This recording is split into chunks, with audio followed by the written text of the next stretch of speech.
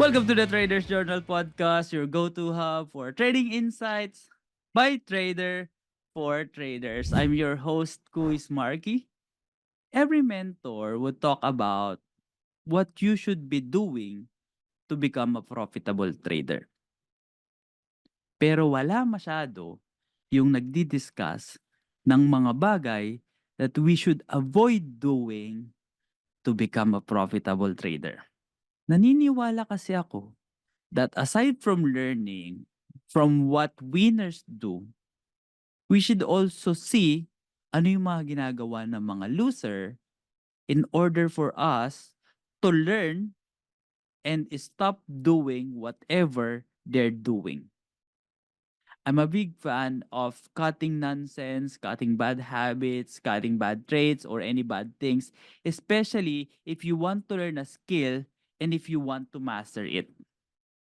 You have to remove all those bad stuff kasi the moment na kinout-out mo yung mga bad things na yon, you will start to become better.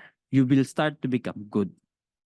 So in this episode, pag-usapan natin the 6 things that you should avoid and stop doing today as in ngayon na to become a profitable trader. And with that, the first one, avoid looking at the potential dollar amount. How many of you yung pag nagte-trade, mini-measure nila at sinusukat nila kung magkano yung potential money or amount of money na pwede nilang kitain? Or sinasabi mo sa sarili mo na pag ito nag-materialize, meron akong $300, meron akong $500, meron akong $1,000. Pag ito umangat pa, meron akong $5,000. If you get in that zone, magkano potential na kaya kong kitain? Naku po, maling-mali. Ito yung isang bagay na kailangan mong tanggalin sa sistema mo. Yung nakatingin ka sa dollar value at yung positive side na lang ng trades or positive side of things na lang yung nakikita mo. You become overly optimistic. And ang rason kasi pag nakatingin tayo sa positive side of trade na lang, mag-uumpisa tayo mag-build ng bias. Nawawala yung realistic view natin, mag-uumpisa ka maghanap ng something that will support or confirm your bias. Nakakalimutan mo na tignan yung potential or loss or potential invalidation ng mga trades mo. Dahil dyan, trader will avoid putting stop loss. At kahit na dapat nagka-cut loss ka na, hindi ka nagka-cut. Dahil there is this bias na angat pa yan. I personally been there. Ayan. Yung first time na nasunugan ako ng portfolio is because of this. Nakatingin lang ako dun sa potential amount or potential gain. And yung negative, wala. Di ko na pinansin. Hindi pala ako ready to cut the trade kapag napunta siya dun sa in case invalidation. Instead na mag-cut na ako, I added more position pa. Hoping that magmamaterialize yung trade and hoping that I would make more money. Hoping that the trade will go higher and higher. And guess what's the result? Ayun, nasunog yung nasunog yung buong portfolio, 'di ba? So early days and you should avoid doing that. Second thing, avoid strategy hopping. Ito, ang dami kong kilalang trader na magkakaroon sila ng system or mabibigyan sila ng strategy and they will find this edge in the market, the trade will work for some time, and then the moment na mag-stop, na mag-work yung strategies or hindi na nag-work yung strategies, they will immediately look for a new strategy. Now, naniniwala ako na as a trader, we need to have multiple strategies that works in a different condition of the market. And it's very important that we know how to respond in market changes. Pero if you have strategy at suddenly the strategy stop working, your first job as a trader is to understand why is this strategy not working? Am I doing something wrong? Did the market shift direction, or did the market is just simply not catering this type of strategy? Pero guess what? Most of the traders, they don't do this. Instead, ang sinasabi nila sa sarili nila, wala na, hindi na nag-work tong strategy na to. Lilipat na ako ng system, or lipat na ako ng community, or lipat na ako ng group. And they will look for a new system, new indicator, new pattern. Anong mangyayari? Ayun, para silang tipaklong. Talon ng talong from A, System B, System C, System D, hanggang si Z pa. And not really allowing themselves to fully develop an edge like they should be as a trader. Third thing, avoid chasing top and bottom. I know so many trader ang nasusunog dahil they try to catch the exact top and exact bottom of a trade. I always remind my community na hindi natin kailangan na kumuha ng exact bottom or exact top. Our job is to make money from the move. And we don't need the whole move. As long as we make a piece of that move and continue to improve, make a bigger and bigger part of it na pasok sa calculated risk management natin, okay na yun. There are many times up to this point wherein I will make $1,000 or $3,000 in a trade. Pero if I hold a little bit longer, maybe an hour or two, or maybe few more candlestick, I could have made more money. Minsan nga pwedeng na doble ko pa yung profits na nakuha ko na eh. Nakaka-frustrate at saka nakaka-upset. Pero looking back, I have to remind myself na hindi kasi siya kasama doon sa plan ko. I need to stick with my game plan and trade objectively. Kasi hindi ko nakita yung probability eh. Hindi ko na imagine na hanggang doon yung magiging move ng market. So I have to stick with my game plan, yung pinagplanuhan ko.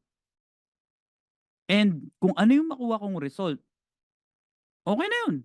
Just move on. So the next time na maririnig mo yung sarili mo na sana pumasa ako ng mas maaga or sana hinold ko ng mas matagal yung trade na yon, I want you to remind yourself na ang job natin is to capitalize on the move, take a piece of it, and be able to do it over and over and over again for a long period of time. Before we continue with this episode, gusto ko muna magpasalamat sa ating sponsor, and our sponsor is OKX. With OKX, pwede tayong mag-trade ng spot, futures, and at the same time, we can earn passively by copy trading. So thank you so much OKX for sponsoring this episode. Number 4, avoid YOLO trades or jackpot trades. How many of you have tried na makapag home run trade or YOLO trade or yung tipong all-in to make a big amount of money? And I understand na ang goal natin as a trader is to make money. Pero it's not part of the job description to take stupid trades and be out of control or maglagay ka ng extreme amount of risk. Because the moment you tried YOLO trades or jackpot trades, parang nilagay mo na rin yung sarili mo into an extreme risk. Nilalagay mo yung sarili mo sa malaking disadvantage. Pinipilit mo na mag-allocate ng mas malaking amount na hindi naman talaga kaya ng trading account mo. Instead na maglagay ka lang ng 200, pinilit mo na maglagay ka ng $2,000 into a single trade. Ginagawa kasi natin to because we made this assumption that yung trade na nakita mo will only go higher at tama ka sa decision mo. Nakatingin ka din sa potential money na pwede mong kitain. At dahil dyan, yung risk management, yung trading edge, yung game plan, ayun na, tinapon mo na sa bintana. And I want to remind you na hindi mo talagang gustong gawin yan. And ayaw mo na mangyari sa ito. Dahil sinasabi nga ni Digong, huwag mong subukan, masisira ang buhay mo. Huwag mong subukan, masisira ang buhay mo. If you caught yourself in this jackpot mentality, i-remind mo lagi yung sarili mo na magkano ba talaga Yung willing mo na ipatalo. And if you want to make more, you have to put more. And ayaw nating gawin yon because it's not the smart thing to do. Hintayin mo na yung skill at yung portfolio mo magtugma dun sa exact na amount na kaya na talagang gawin or kaya nang i-produce ng portfolio mo. Focus on the grind. Focus on your system. Focus on improving and the money will follow. Number 5, avoid or stop profit goals. I used to do this nung bago pa lang ako. Gusto ko by the end of the month na doble ko yung portfolio ko, or gusto ko after 3 months dapat kumita ako ng $60,000. By the end of the year dapat kumita ako ng $150,000. Ganito dapat yung kinita ko. You're putting an amount target. Okay naman siya, pero hindi siya ganun ka-effective. Especially kapag new trader ka pa lang. Bakit? Let me explain. Yung risk, may control tayo doon. Pero yung profit, it's up for the market to decide. You can set an amount, pero kung hindi binibigay ng market yung opportunities na yon, nami-miss out mo yung mga opportunity na binibigay ng market, of course, hindi mo makukuha yung profit goals mo. And I want you to remember, ang opportunity sa market is very inconsistent. So imagine this, kunyari nag-set ka na by the end of the month, dapat may $10,000 ako nakinita sa market. Kaso, patay yung market. It's flat and walang opportunity.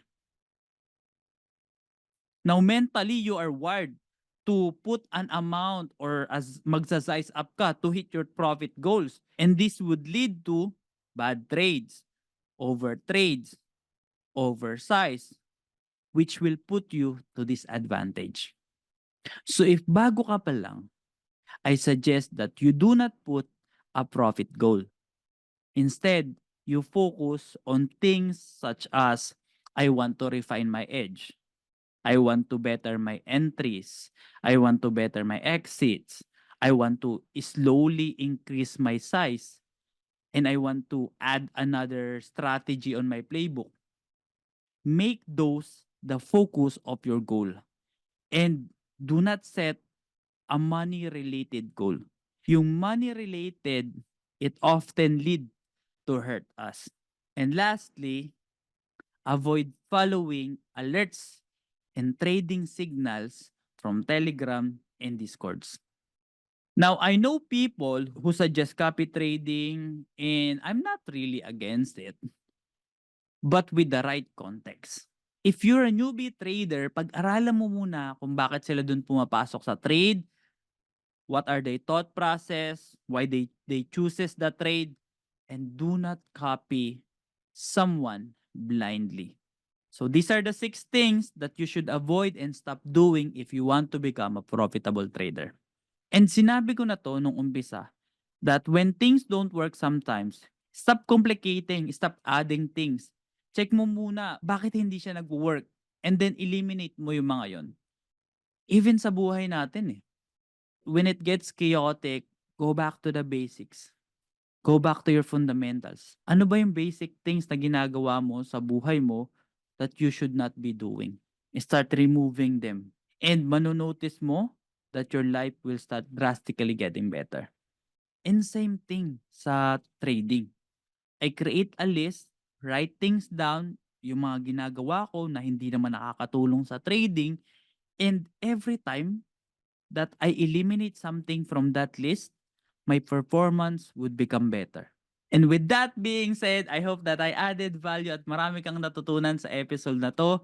Please follow me, Quiz Marky, and Cerberus Trading sa Facebook. And please pakirate na rin ako ng podcast natin. And if you have any question, I want to remind you that I'm always one message away. Maraming salamat sa pakikinig. Keep trading, inspiring, put your dreams to action, one trader.